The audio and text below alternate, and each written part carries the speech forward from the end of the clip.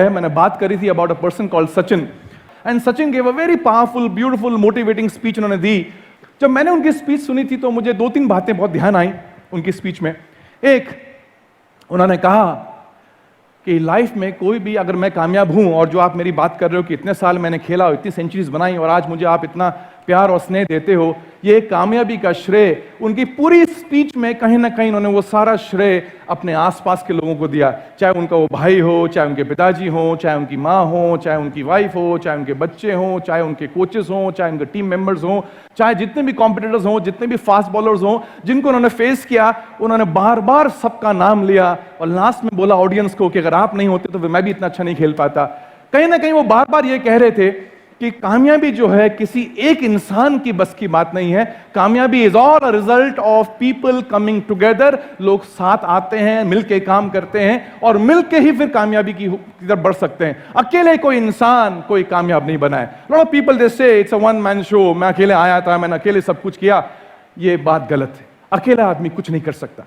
और अगर कोई बोलता है कि मैंने अकेले, it's a one man show, I am a self made man, अगर वो बात करता है तो कहीं ना कहीं उसके अंदर कहीं एक बात वो चूक गया इस समझने से कि अकेला तूने कुछ नहीं किया। तेरे को किसने पढ़ाया?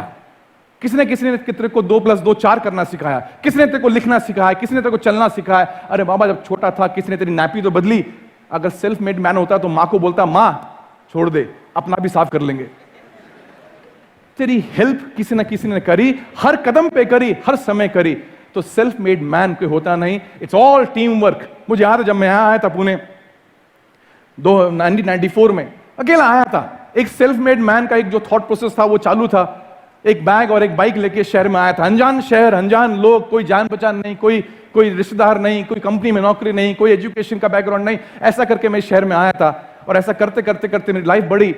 लेकिन हर कदम पे कोई ना कोई आया, हर कदम पे किसी ना किसी ने मदद करी, हर कदम पे किसी ने सहारा दिया। क्योंकि मेरे पास एक बोर्ड बड़ा था और आज भी वो बोर्ड लेके घूमता हूं और वो बोर्ड में लिखा होता है, आई नीड हेल्प। अगर ये बोर्ड लेके आप घूमो तो आपके आसपास बहुत लोग होंगे जो आपकी मदद करने को तैयार होंगे, क्योंकि आपके बोर्ड में लिखा है, I need help. It is never alone. I can never say कि मैंने खुद किया।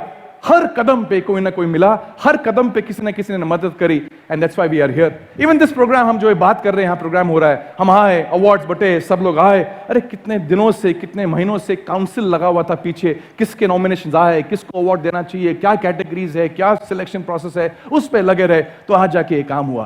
कितने महीनों से काउंसिल लगे रही in terms of organising, passes बट रहे हैं, पासेस की बातें हो रही हैं, पूछा जा रहा है किसके पास पास है, किसके पास नहीं है, टीम लगी रही। उसके बाद ये प्रोग्राम हुआ। ढोल ताशे की तैयारी आज शाम को नहीं हुई होगी, पहले डिसाइड हुआ होगा कौन ढोल ताशा लेके आएगा, कौन हॉल की प्लानिंग करेगा, कौन वेलकमिंग कमेटी में रहेगा, कौन गुलाब लेके आएगा, कौन टीका लगाएगा। ये सब ने मिलकर आज इस रौनक को बनाया। ये प्रोग्राम अकेले मेरी वजह से या किसी एक इंसान की वजह से नहीं, ये हम सब की वजह से। That's why it's called team हम। That's why it is a success for us. तो कोई भी काम अगर करते हैं तो lesson number 1 is nothing happens till we work as a team. Nothing happens. तो जितने भी एंटरप्रेन्योर्स यहां बैठे हुए हैं, आप ये बात समझ लो कि आपकी टीम की कामयाबी आपकी कामयाबी है। अगर आपने उस पे काम नहीं करा, अगर आपकी टीम नाकामयाब रही, तो आप कैसे कामयाब बनोगे? तो पुश करो अपने आप को, हर दिन घर से निकलो ये दुआ लेके, ये मन में बात लेके कि कैसे मैं अपनी टीम को कामयाब करूं, कैसे मैं उसको अपने उस क्षेत्र में कैसे उसको कामयाब कराऊं। चाहे उसको ट्रेन करना पड़े, चाहे उसको पप्पी देनी पड़े, चाहे उसको हक करना पड़े, चाहे गुस्सा करना पड़े, डांटना पड़े, डपटना पड़े, जो करना है करो, लेकिन अपनी टीम मेंबर को कामयाब होने के लिए पीछे पड़ जाओ। अगर वो कामयाब है तो तुम कामयाब हो। Be that missionary man. तुम्हारी आंखों से, तुम्हारे शरीर से, तुम्हारी बातों से, तुम्हारे चाल ढाल से लगना चाहिए, आज मैं टीम को जिताने के लिए निकला हूं। कंपनी छोड़ो, अगर टीम जीत गई तो मैं जीत गया, इस भावना से अगर तुमने एंट्री मारी अपनी कंपनी में, तो देखो तुम्हारी टीम के लिए तुम ही वो बन जाओगे, तुम ही गुरु, तुम ही देवा, तुम ही माता पिता, तुम ही बन जाओगे, और कोई होना भी नहीं चाहिए। अगर ऐसी जिंदगी जी, इट इज पॉसिबल। लेकिन अक्सर मैं देखता हूं, कभी कभी एंटरप्रेन्योर को, मैं बहुत झाड़ता हूं एंटरप्रेन्योर को, ऐसे आता है ऑफिस में, इसको देख के लगता है आज इसका मूड नहीं है काम करने का, इसको देख के लगता है इसका एनर्जी लेवल कम है। And that's why when every time a batch happens, मेरे यहां आते हैं एंटरप्रेन्योर और शाम को जाते हैं, कितनी बार ऐसा हुआ है कि एंटरप्रेन्योर नेक्स्ट डे अपनी टीम के लिए प्रोग्राम लेता है। मैं राइट?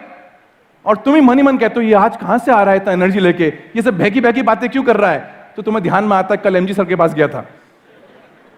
तो ये एनर्जी लेके जाता है आपके पास और वो एनर्जी से आपके से डील करता है। कुछ लोग तो शाम ही को बैच खत्म होता है 5 बजे, उसी के बाद कार्यक्रम चालू कर देते हैं।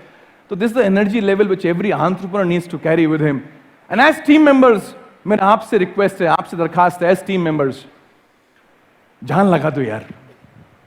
अगर जान लगा दी तुमने अपनी कंपनी में, जो तुम लगा ही रहे हो, और अगर दिल से जान लगा दी, ऐसे मेंबर बन जाओ टीम के, ऐसे मेंबर बन जाओ कंपनी के कि तुम्हारे बिना कंपनी चल ही नहीं सकती, ये तुम्हें भी विश्वास हो जाए और तुम्हारे बॉस को भी विश्वास हो जाए। ऐसा काम कर। अगर ऐसा हो गया, अरे वो हिस्सा बनो ना गाड़ी का जिसको रिप्लेस ही नहीं करा जा सकता। अगर अनजाने में हम ऐसा छोटी जिंदगी जी रहे हैं जिसका नट के बन के, बोलते हैं छोटा सा नट होता है, अरे बाबा जब तक नया नट नहीं मिलेगा तब तक ही तुम्हारी पूछ है, जैसे नया नट मिला वो लगा, तुम्हें कौन पूछने वाला है। अरे गाड़ी की आत्मा बन जाओ, गाड़ी का सोल बन जाओ कि कितना भी निकालना चाहे तुम्हें कोई निकाल नहीं सकता। इतना घुल मिल जाओ कंपनी के अंदर, जब तक हो तो घुल मिल जाओ, अगर नहीं हो तो नहीं हो, लेकिन अगर हो तो फिर हो। अगर ऐसा हो गया और ये तालमेल हो गया कि बॉस लगा हुआ है, मैनेजर लगा हुआ है, लीडर लगा हुआ है अपनी टीम की कामयाबी के लिए, और टीम लगी है अपने आप को निछावर करने के लिए, अगर ये संगम हो गया तो फिर भयंकर कांड हो जाएगा। am I right? जब मैं देखता हूं, लोगों से बात करता हूं इन एवरी स्पेयर, जब भी मैं जाता हूं कंपनीज में बात करता हूं, तो मैं नीचे लेवल से लेके ऊपर लेवल तक मेरे लोगों से मुलाकात होती है। Right from watchman to the office boy to the entry level guy to the receptionist to the team member, executive manager, senior manager, general manager, MD of the company. जब भी मैं ऐसे बात करता हूं इन लोगों से, तो बात करते हुए मुझे एक बात समझ में आती है कि सभी को अपने नीचे वालों से एक चीज की तकलीफ है, एक चीज की, और वो है थोड़ा और जवाबदारी ले लेना। am I right? ये पकड़ता ही नहीं है काम को। और मुझे ना जिंदगी में बहुत पहले एक बात किसी ने बताई थी, उसने कहा था लीडरशिप के बारे में 2 बातें ध्यान रखना, 2 लोगों से सावधान रहना।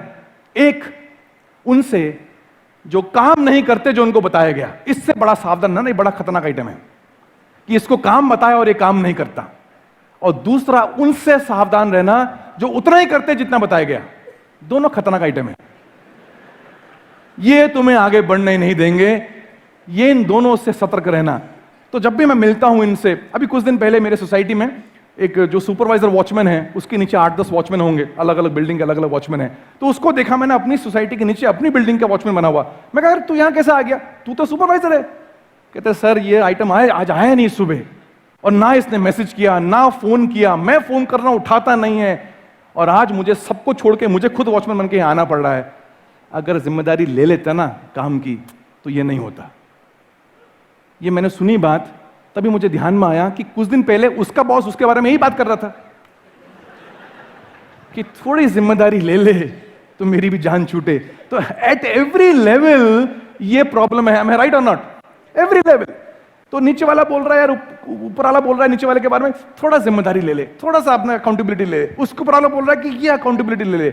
और एज अ टीम आप देखो, अगर हमने इस चीज को हैंडल किया तो बहुत बढ़िया हो जाएगा। और आज मैं उसी बारे में आपसे बात करने वाला हूं कि somewhere can we take more accountability, can we take more responsibility. और कभी भी रिस्पॉन्सिबिलिटी अकाउंटेबिलिटी से अपनी लाइफ में कुछ प्रॉब्लम नहीं आती, इनफैक्ट ग्रोथ बहुत मिलती है। जब भी हम कोई काम पकड़ लेते हैं जो हमारा नहीं होता, जब भी हम कोई काम पकड़ लेते हैं जो हमसे एक लेवल ऊपर का होता है लेकिन हमसे कहा नहीं जाता, जब भी हम वो काम करते हैं जो हमसे अपेक्षित नहीं होता, हम नेक्स्ट लेवल पे जाते हैं। ये ऐसे लोगों की आज बहुत सख्त जरूरत है यार, बहुत सख्त जरूरत है। आप देखो आसपास, अगर हम अपनी कंपनी की बात करते हैं, कंपनी एक काम करवाने वाली है, लीडर काम करवाने वाला है, लेकिन काम करवाने वाले के साथ साथ काम करने वाले भी तो चाहिए, करवाने वाला भी चाहिए, करता भी चाहिए। जब इन दोनों का संगम होता है, it becomes a great team. चाहे वो नेचर हो, चाहे वो बॉडी हो, अगर सृष्टि में भगवान भी हैं तो भगवान काम कराने वाला है और हम करता है। जब भी मैं सुबह घर से निकलता हूं ना, एक ही प्रार्थना करके निकलता हूं, आज मेरे से तू क्या काम करवाएगा भगवान? तू है करवाने वाला, मैं करता, तेरे बिना मैं कुछ नहीं कर सकता। लेकिन एक बात यह भी सही है, मेरे बिना तू किससे करवाएगा? जब ये दोनों का मिलन हो जाए तो रोज सुबह मैं प्रार्थना करता हूं कि भगवान मेरे से आज तू क्या कराएगा। मुझे लगता है वो भी प्रार्थना करता हूं कि कोई करने वाला तो मिले। बहुत से लोग घर से निकल रहे हैं बिना करने की भावना लेके। जब ऐसा करने वाला मिल जाए और करवाने वाला मिल जाए, it is a great great great union.